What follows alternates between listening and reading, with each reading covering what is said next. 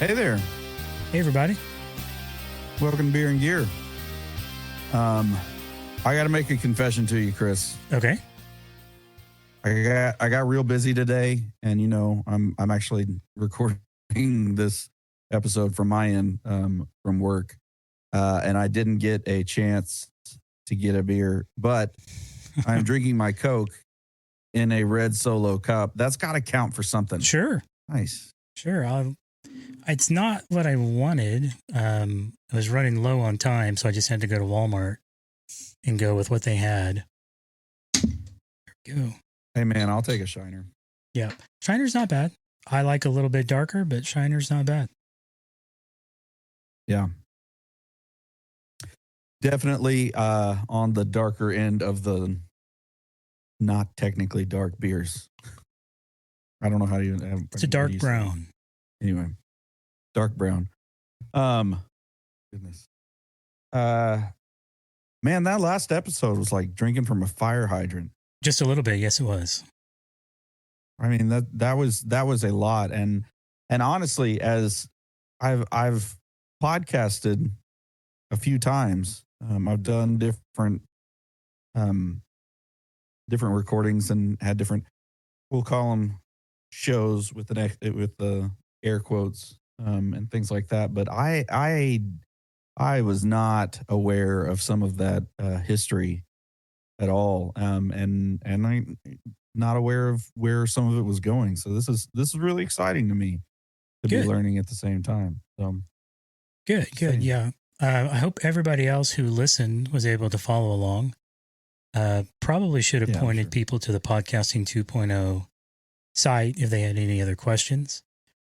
Obviously, if you have any questions and you want to reach out to us, you can always send the Boostergram if you've got an app that will allow you to do that.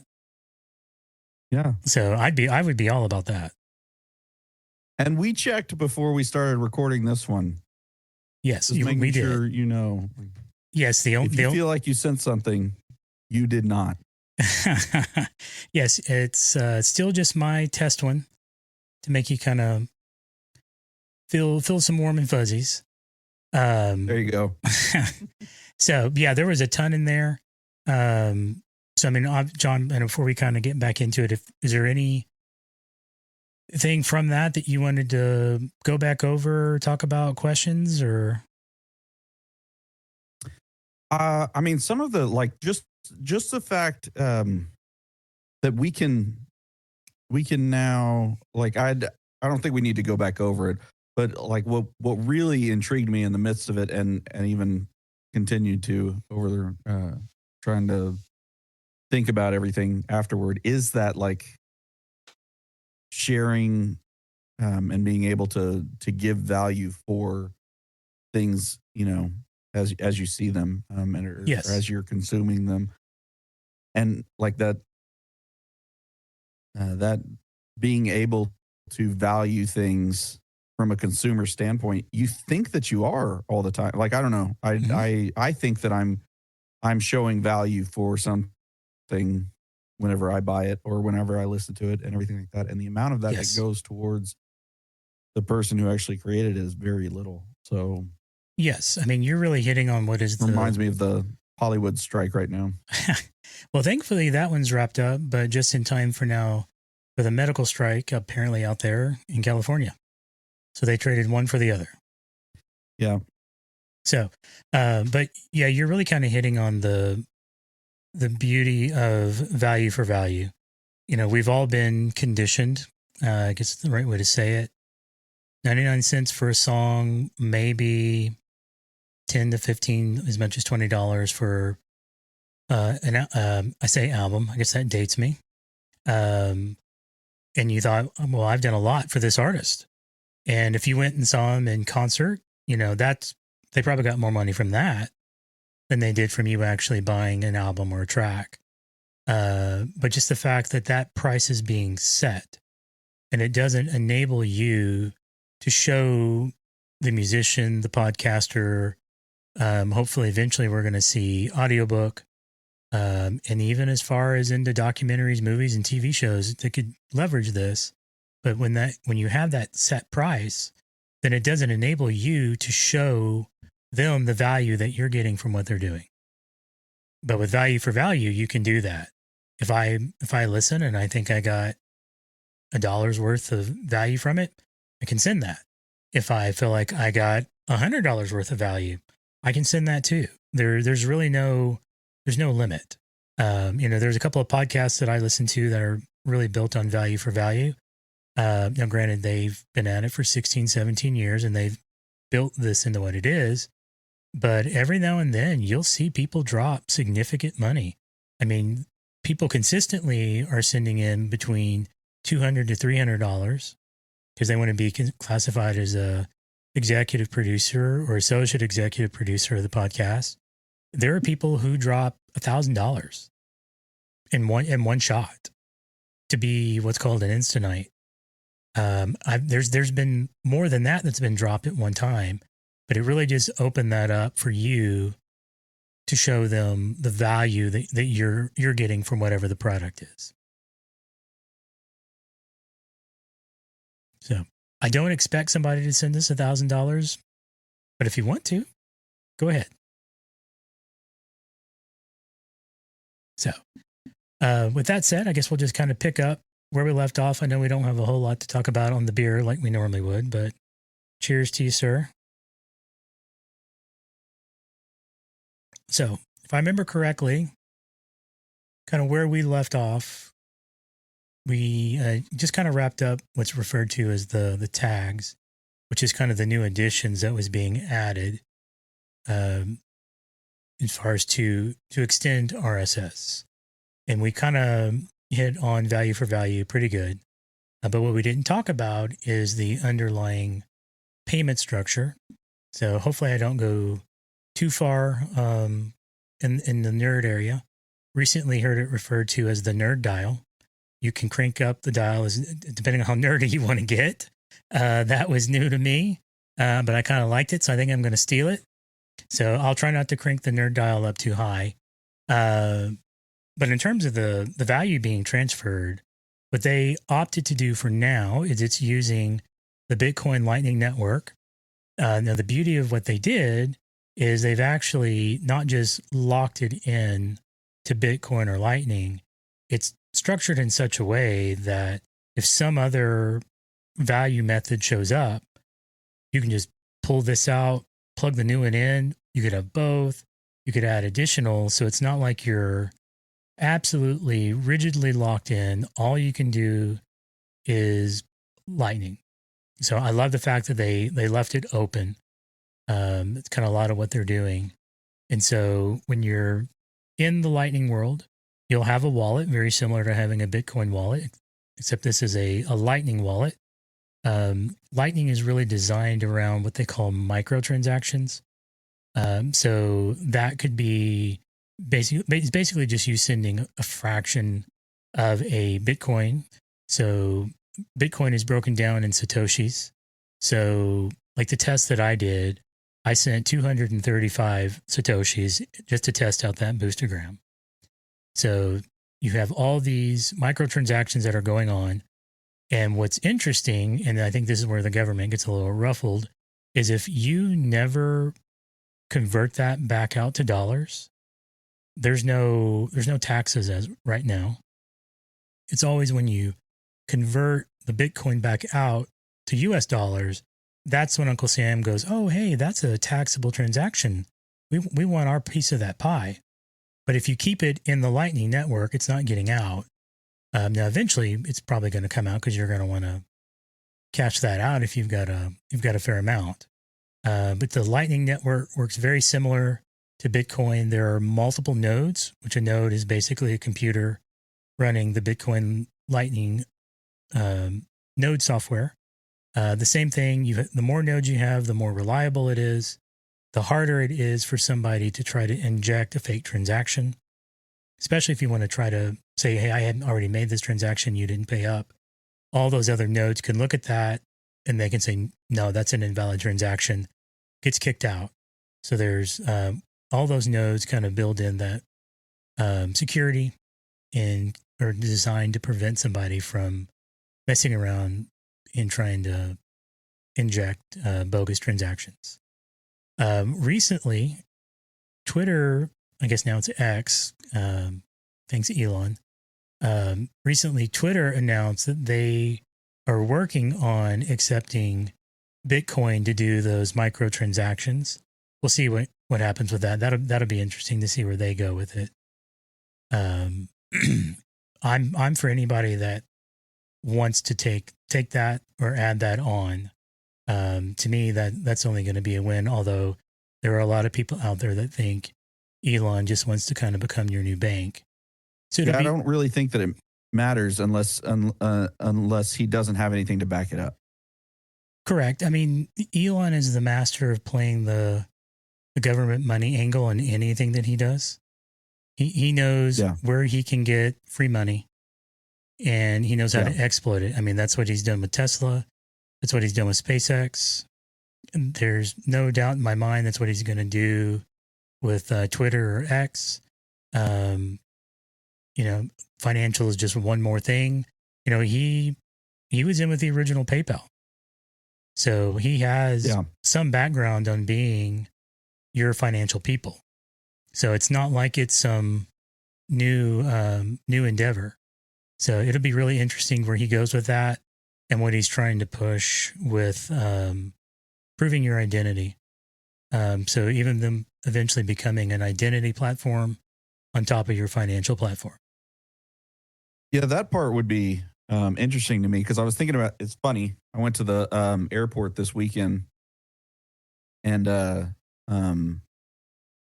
this came up in my brain when you were talking about the strikes because there was a pilot that went by that had a ready to strike like tag on his suitcase. I was like, oh no, hopefully he's not my pilot.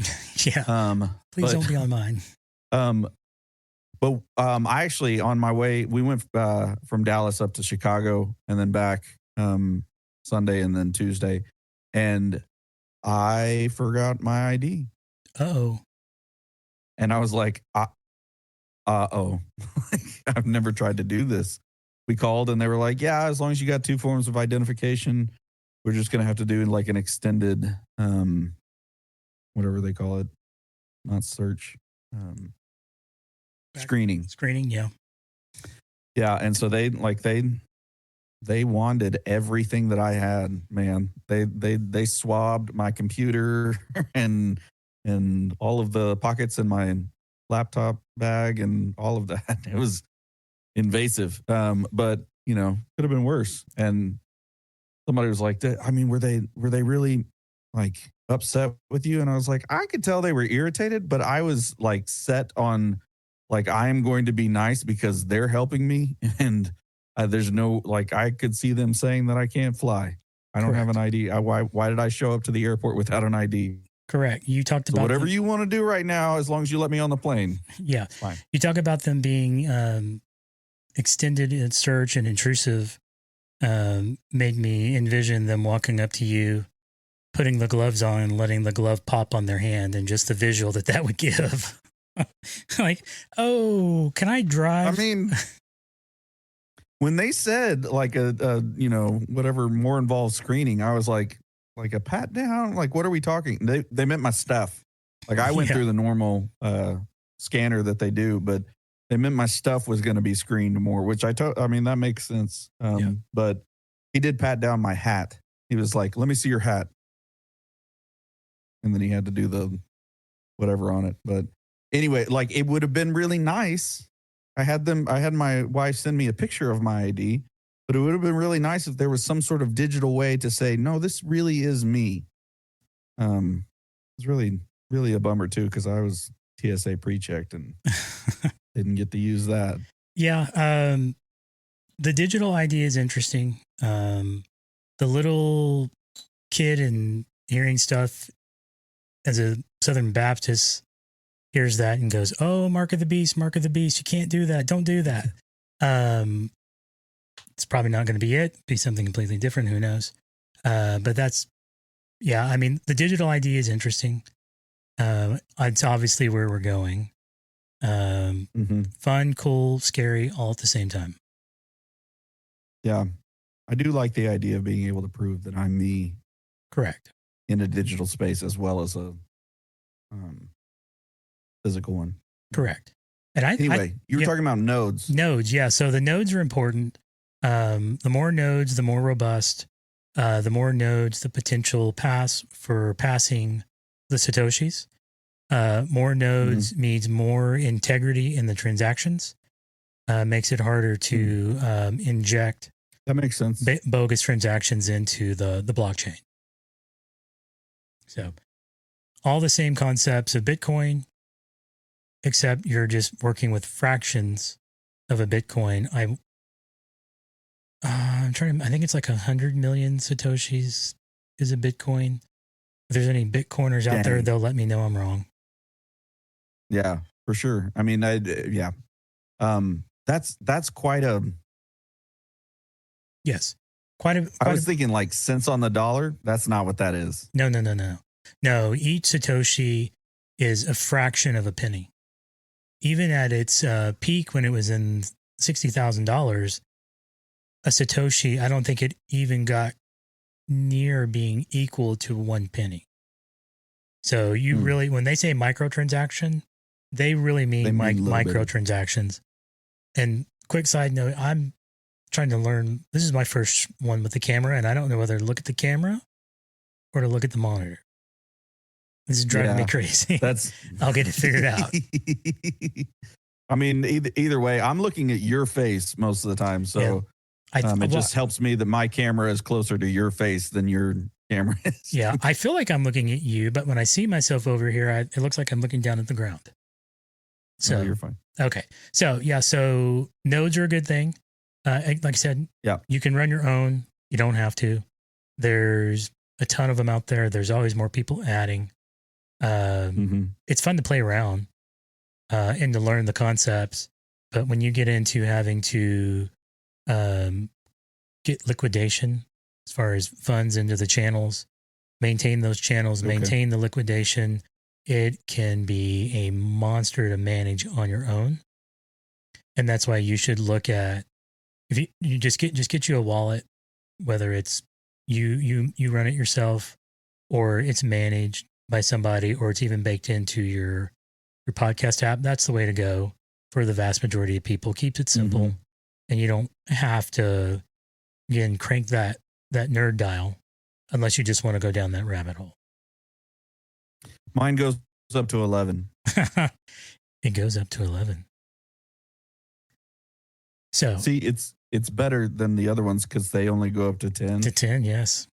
This one goes up to 11. Yeah. So, but again, the other thing that I know I mentioned it, what I love about it is they didn't just hitch everything to Lightning for this, which was smart. You can bake in anything you want. So again, they've really tried to make this whole podcasting 2.0 thing as open as possible. They try to push back on the Apples and the Spotifys, and that's not really podcasting. That's something else.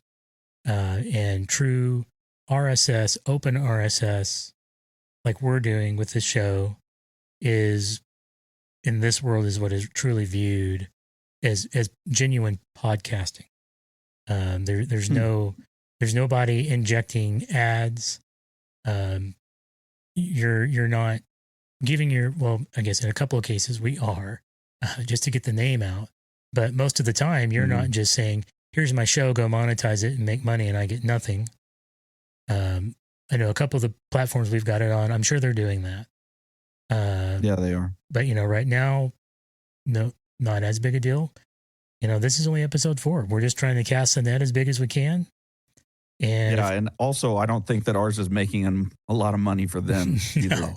No, that's fine. No, but hopefully, this catches on. We find our little niche, and we can build community around the show. That's kind of where this is all going. Again, I know I'm going to sound like a broken record. This whole thing was kind of pioneered by Adam Curry, John C. Dvorak, 16, almost 17 years ago. they started a show, started to develop a community around it.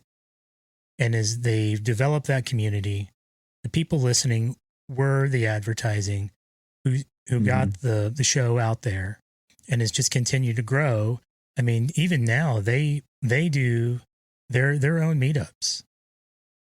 They have a whole site set up for you to schedule a meetup. Other people can show up, and people that have no connection other than the podcast are going to restaurants or going to somebody's house, hanging out, chatting, just having a good time, building that community outside of the show.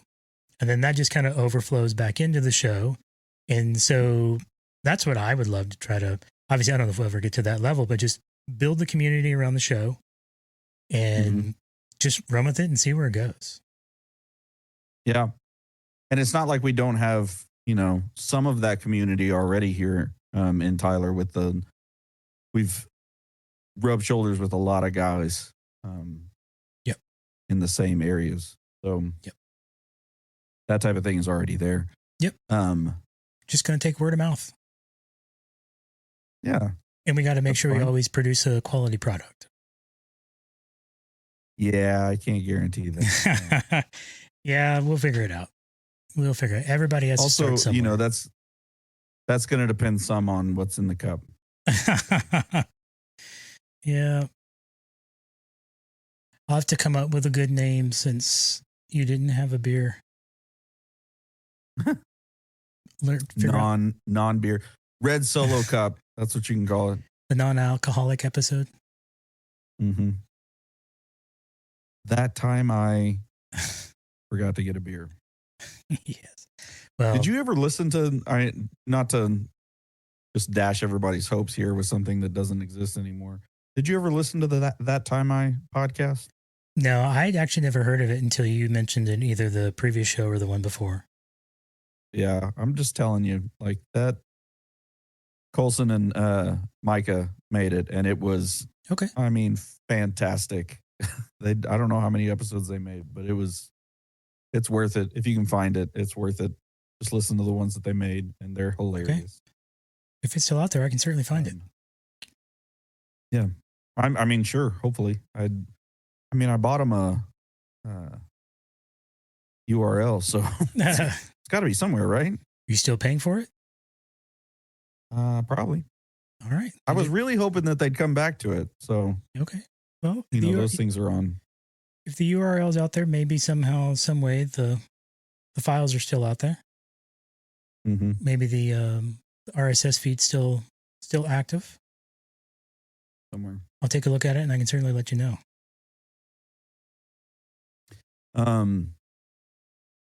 Hey, jump into a piece of gear real quick while you're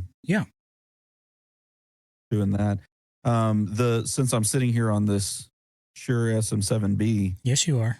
You told me about the Shure SM7dB while I was out of town, and I looked it up.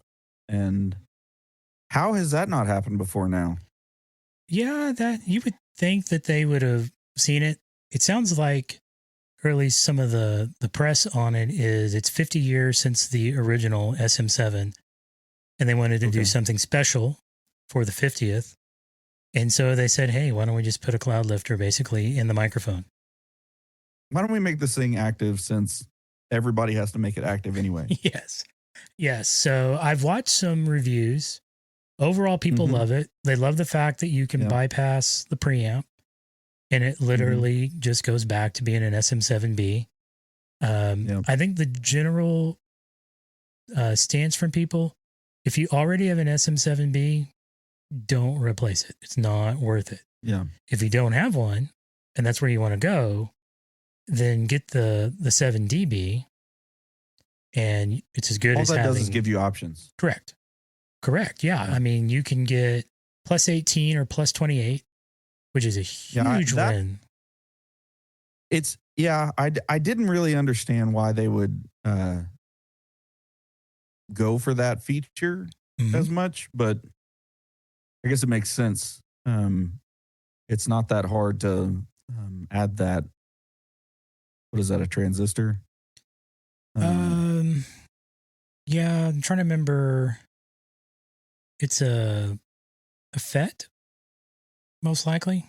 Oh, the JFET? Yeah, the JFET. There you go. Yeah. Lots of clean gain. Lots of clean gain. Yep. But having that, and then they've still got the shaping. They do, yes. Which I've really enjoyed because, sometimes you want that low end like I have on this one. And sometimes that's not helpful. Correct.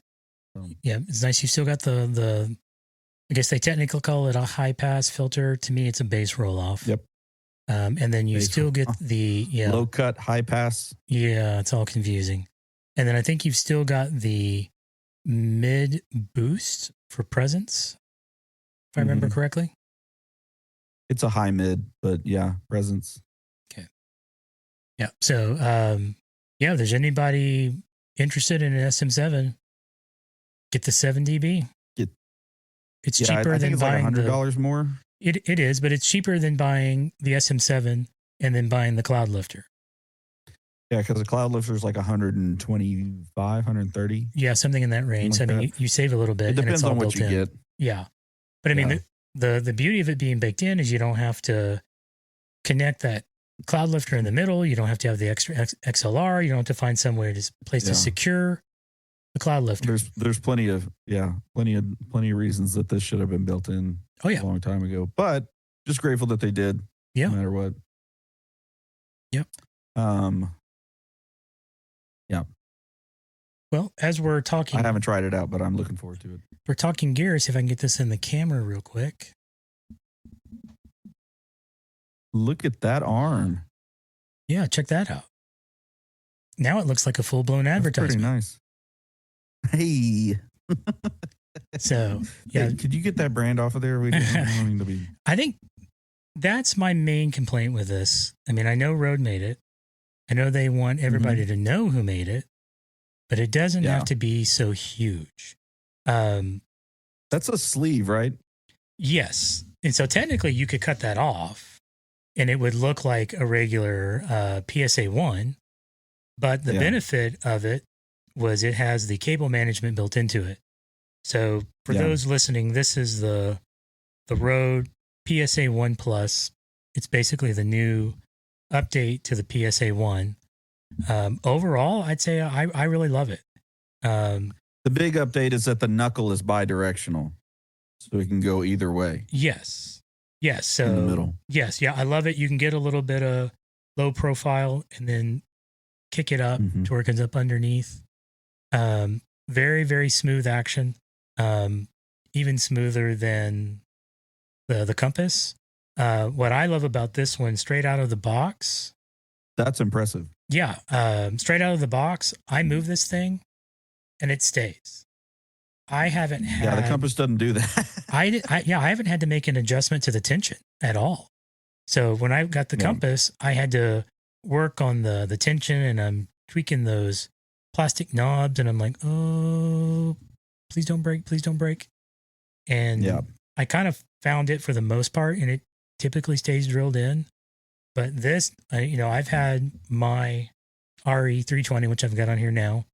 I put on the PR40, which is a little bit smaller. And still, it was like, I move it right where I want it. It's just drilled in. So love it. Recommend it. If you're looking for a mic arm, you could consider the Rode PSA 1 Plus. Yeah. I'm using the Compass, and there's definitely, I've used the Compass for a long time. There's definitely some like the twists to make it more, where stable you want or whatever. Yeah. Are a little bit hard to get your fingers on. I'm not, no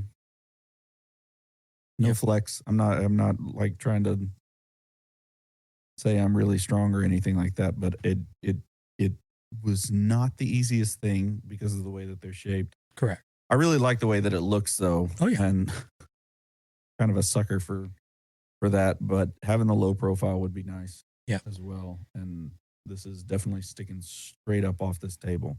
Correct. I technically didn't need it. There you go. Yeah. I know y'all can't see the visual, but there it is. It's huge. Yeah. Garrett He's is compensating for something. yeah, you think he's compensating for something. Garrett is wanting to get into Twitch with his buddies. And so we're trying to figure out what's the best mic for him, looking at some of the USB options. And Nice. he needed a mic arm. And I'm like, well, you can have my little mic arm that the PR 40 was on. So I was like, I'm going to buy this Rode arm and give it a try. So That's a good idea. Yeah, so I went with it. I like it. I use it for a while, see if it replaces the daily driver for me. So full disclosure, this is our opinions. We don't get kickbacks. We don't get paid for this. Oh my gosh, no. Rode, if you're listening, that's not happening. send product. Send product. Yeah. Send product. Listen, I can be bought. Just saying. Yes. That's what I love about this show. We can talk to y'all about these things. We can speak open and freely. Yeah. We're not on the payroll for anybody. So you hear an opinion from us, it's straight up. It's our honest opinion. Yeah, unless I'm just angry for some reason. So hard to call that honest. Yes. Another piece of gear that I am tempted to try, and I'll see how well Guitar Center loves me or hates me for this, is I'm really tempted to get the Lewitt LCT 440 microphone. It's a large diaphragm condenser. So obviously not as forgiving as a dynamic. But what intrigues me is it has the same noise floor as the Neumann TLM 103, which is one of the quietest condenser mics you can buy. You can pick up. It's advertised as the same noise floor. Yes. So you can go get the Neumann if you want to drop $1,500, and it's a great microphone. You will not regret the audio that you get from it. You'll regret how much it hurts your pocketbook, but you won't be disappointed in the quality of the mic. Whereas the Lewitt, you could pick it up for $299. And what's nice, it comes with the shock mount, it comes with the foam cover, and it also comes with a magnetic pop filter. You're not going to get that when you buy a Neumann. No. So you're about to spend some more money is what you're about. Yes, you are. It's going to quickly turn into a $2,000 purchase. Speaking of $1,500, I found a ribbon mic. Oh. So Shane and Shane, you ever heard of Shane and Shane, Christian artists? Yep. They started, they do this thing called Worship Initiative where they teach other worship leaders how to be worship leaders or how to learn songs or how to, whatever, play different instruments. And I noticed on one of their videos that they had a new, a new microphone that they were using for their recordings. And it seemed like it was showing up in a lot of different videos. So I went and found it and then realized that it was $1,500. And then I was like, never mind. Like, I don't even want to, I would just log that away as they've got more money than me. Oh, yeah. But then as I was at this conference this weekend or this past part of this week, it got mentioned again. So the AEA KU5A is a ribbon mic that evidently is not quite as delicate as other ribbon mics. Also, it appears to not have the figure 8 pattern. Okay. It rejects pretty well from the back end. But it's $1,500. So that is quite a steep price for a vocal microphone. Yeah. But it's a ribbon. So if you're a ribbon fan, which a lot of people are, very different setup. It's still a dynamic mic. I don't know if I don't know when I learned that, because I used to think that ribbons were a different like category. Like you got condenser mics, you got dynamic mics, and then you have ribbon mics. Well, ribbon mics are dynamic mics. It's just the way that it's not a coil that's being moved. It's not a big heavy coil. It's a tiny piece of metal. Yep. But the way that it's transmitting or it's the way that it's picking up the vibration.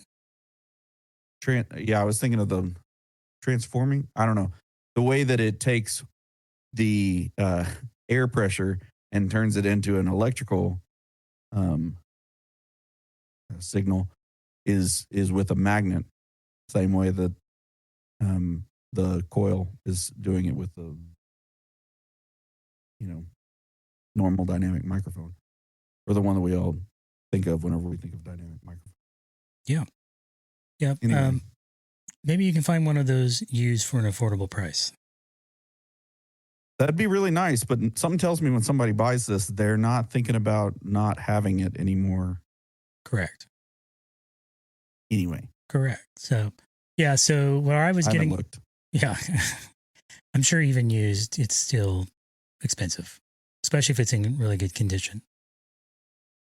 Yeah. So, yeah. So where I was going a while ago with, we'll see how long Guitar Center likes me, is they have a 45-day return policy. And so I thought about going, I want to test out some gear for fun, test it out for the show. I can go pick one up, use it for the show. Hey, here you go. Spent my own money. I'm done with it. I have no reason to keep it. I need to return this. Poor man's way of getting new product into the show. I mean, that definitely feels like buying a piece of clothing for some sort of function and then getting it back to them with the tag still on it. Yes. If you see Chris show up with a microphone with like a tag coming off of it that says Guitar Center, you know what's going on. Mm-hmm. Hey, you can get a nice AEA KU50 or KU5A. Damn, that's hard to remember. You can get one on Reverb for $12.50 plus $35 of shipping. Was that brand new or is that the used? No, that's used. Okay, that's so yeah, so even used, that's not a lot of reduction. No. Wow. I think people are hoping to get their money back if they don't want that microphone. Yeah, I'm sure people view that category of mic as holding value. I'm just saying, on Reverb, there are 2 used AEA KU5As. That's it. The rest of them are resellers on. That's like finding the Neumann U87 and trying to get it used. You're just not going to typically find that one used. Once somebody has that, they're going to keep that mic for as long as possible. Yep. Kind of that gold standard. Yeah. Hey, thanks for hanging out with me. Yeah, it's good to do it again. It is. I guess it is getting about that time. I have to head up to the church and pick up my daughter. Yeah, you do. Yeah. I'll see you here. Yes. She did just actually send me a text real quick and says, can you order the Baptist Fall shirt? Nice. So I guess I'm ordering a shirt at a minimum. There you go. So I like it. Well, do a quick closing out pitch. If you're out there listening and you don't have a Podcasting 2.0 app, you should ditch your old legacy podcast app. Yeah, I called it legacy. Legacy. Ooh. Yes. I know that can hurt. And get a modern app that can do Podcasting 2.0. If you don't know where to go, newpodcastapps.com. Not getting paid for saying that. New podcast app. New. Not legacy podcast No, app. not legacy. New. Podcast app. Pick them. Yep. Pick one. They're out there for Android. They're out there for iOS. There are some that are cross-platform. Guess I can't say cross correctly. Encourage you to get it. Try them out. And if you're listening to the show, send us a boost. You can send a message. Thanks, brother. We'll call it out. You send me a boostergram with a message. I'll gladly read it on the show. So, all right. Well, I guess I better close this out and go get my daughter because she's gonna sounds good. think I forgot her. I'll see you later. Yeah. See you next time.